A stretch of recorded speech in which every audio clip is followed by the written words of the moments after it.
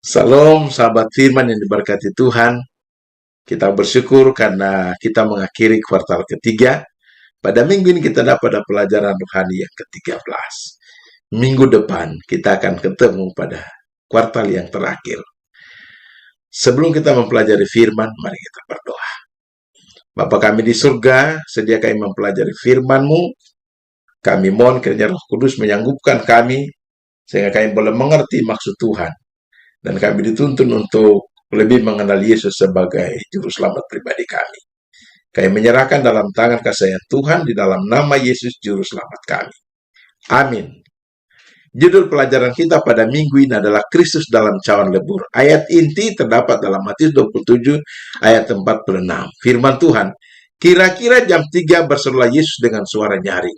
Eli, Eli, lama sabatani, artinya Allahku, Allahku, mengapa engkau meninggalkan aku? Allahku, mengapa engkau meninggalkan aku? Kata-kata ini merupakan puncak dari segala penderitaan Yesus bagi dunia yang terhilang. Dan saya dapati ada beberapa poin. Poin yang pertama adalah ini menunjukkan bahwa Yesus sedang mengalami pemisahan dari Allah sebagai orang berdosa. Dan pada tahap ini, sahabat firman, semua kesedihan, semua penderitaan dan rasa sakit mencapai puncaknya. Poin yang kedua, Yesaya 53 ayat yang kelima, ia tertikam oleh karena pemberontakan kita. Poin yang ketiga, Matius 20 ayat 28, 1 Timotius 2 ayat 6, ia telah memberikan dirinya sebagai tebusan bagi banyak orang. 2 Korintus 5 ayat yang ke-21, dia yang tidak mengenal dosa telah dibuatnya menjadi dosa karena kita. Poin yang berikut, Mazmur 22 ayat 1 sampai 32, dia mati sebagai yang ditinggalkan agar sahabat firman kita tidak akan ditinggalkan olehnya.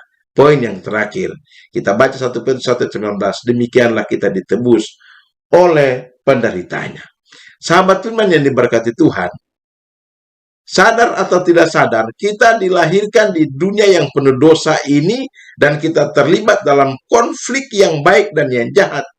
Kita tidak dapat berbuat apa-apa, sahabat firman, karena kita ada di dalam sebuah cawan lebur. Nah, oleh sebab itu Yesus memutuskan untuk memasuki cawan lebur di dunia ini secara sukarela. Untuk apa, sahabat firman? Yang pertama, untuk memberi contoh.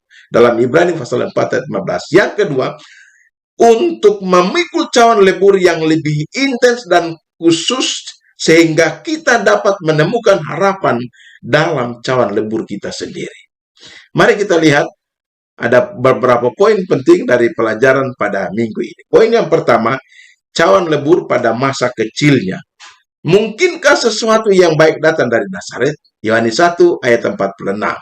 Sahabat firman yang diberkati Tuhan, kita dapati keluarganya tidak layak mendapat tempat khusus di penginapan ketika kelahirannya. Lukas pasal 2 ayat 7. Orang tuanya miskin.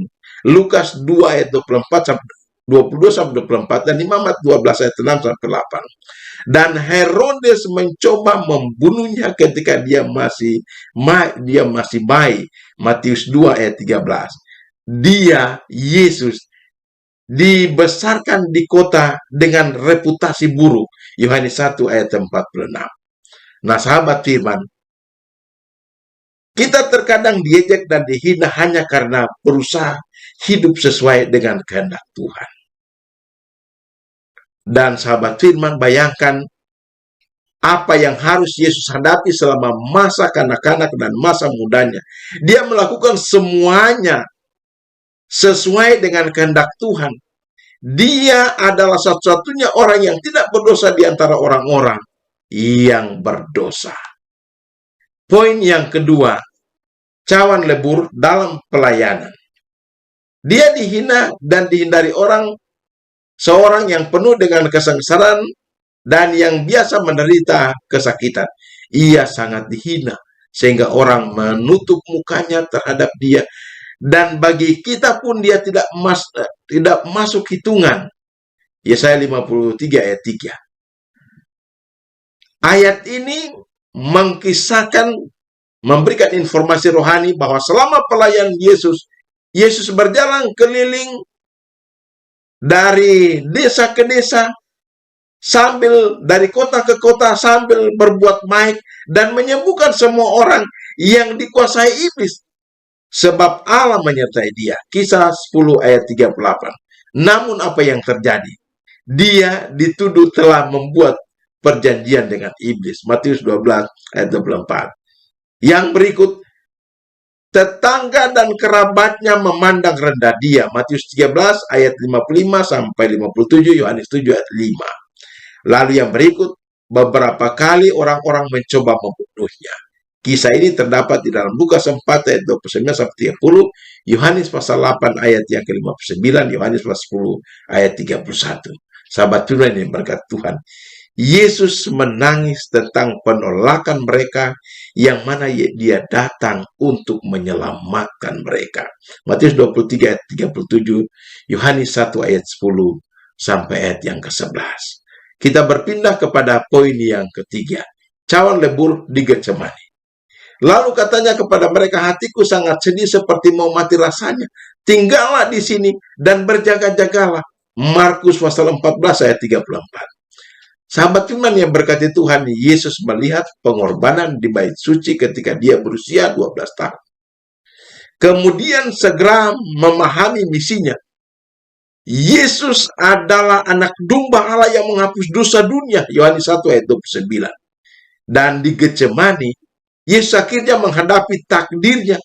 Dia tidak akan mati begitu saja, sahabat firman, tapi mati dalam kematian kekal untuk membayar dosa-dosa manusia. Itu adalah risiko utama. Dia bisa kehilangan segalanya dan terpisah selamanya dari Bapaknya. Apa sebab Yesus harus menjalani semuanya ini? Yesus menjalani semua ini oleh karena dia merindukan ada keselamatan bagi umat manusia. Dalam penderitanya, dia berkeringat darah. Akhirnya sahabat Tuhan, seorang malaikat datang untuk menghiburnya.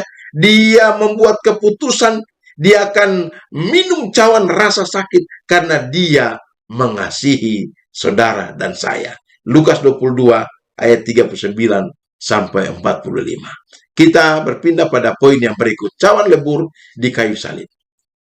Kita sekalian sesat seperti domba, masing-masing kita mengambil jalan sendiri, tetapi Tuhan telah menimpakan kepadanya kejahatan kita sekalian.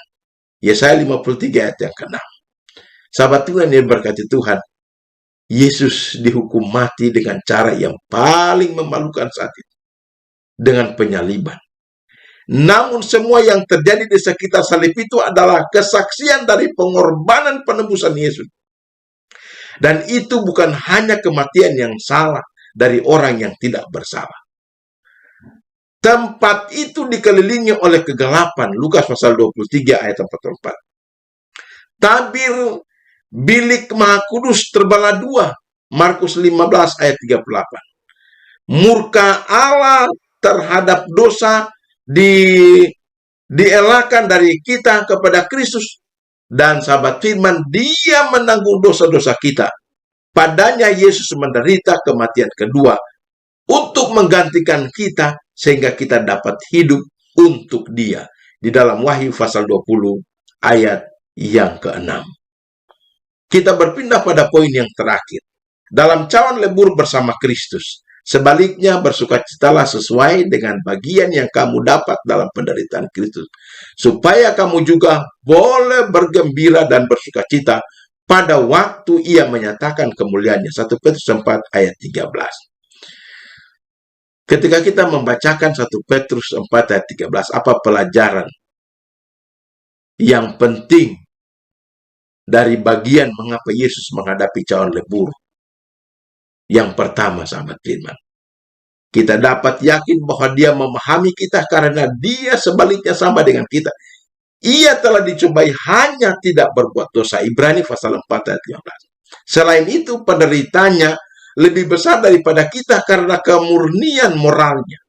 Yang kedua, kita menemukan pengharapan akan hidup yang kekal.